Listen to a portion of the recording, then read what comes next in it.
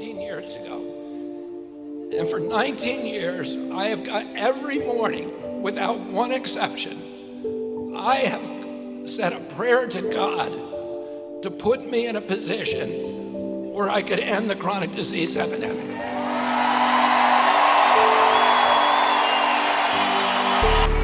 And on August 23rd of this year, God sent me Donald J. Trump.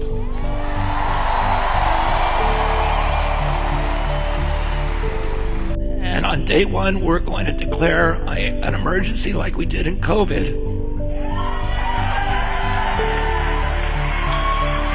But it's going to be a chronic disease emergency, and we're going to get the fluoride out of the water. We're going to get the chemicals out of the food.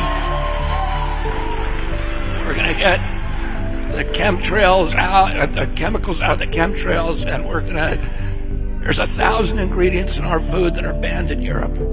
And we're going to get rid of all those chemicals. And I know how to do it. And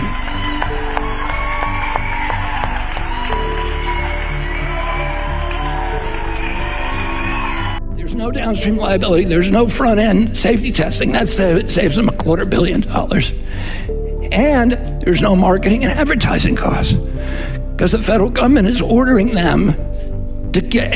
78 million school kids to take that vaccine every year. What better product could you have?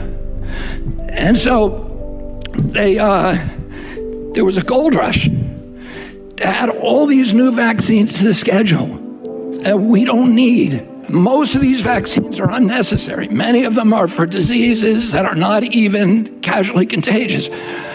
It was a gold rush, because if you get onto that schedule, the recommended schedule, it's $1 billion a year for your company. And that year, 1989, we saw an explosion in chronic disease in American children. The neurological diseases suddenly exploded in 1989. ADD, ADHD, sleep disorders, language delays, ASD, autism, Tourette syndrome, tics, narcolepsy. These are all things that I never heard of.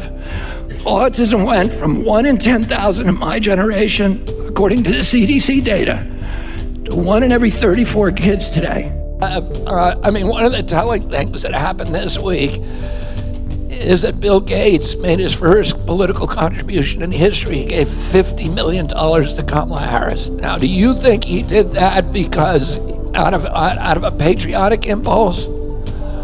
And do you think he did that out of a humanitarian impulse? Oh, he did that to protect his wealth and his system, which he calls philanthrocapitalism, which is a way of making yourself rich by pretending to give money away to good causes. And he wants to keep that. He just got indicted in the Netherlands and is going to trial. Yeah.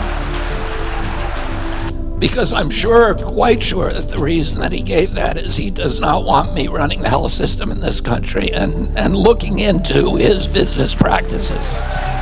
That's right. He sees a big return on investment, he hopes.